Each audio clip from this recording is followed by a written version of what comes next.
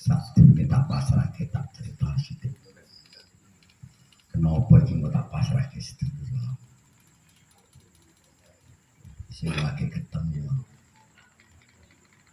Harapan muga-muga kahanan sing kaya ngene iki sing panjenengan yo ngrasake negara awake dhewe karo situasi sing ora nyenengake mongko laut pusate para pebunden para yang kabeh sing wis dolong kene kono mulai sering ya iki sing pinarcayane kono muga-muga ora muga-muga nyuwun ngasane Gusti Allah iki iso merantasi sak kabeh.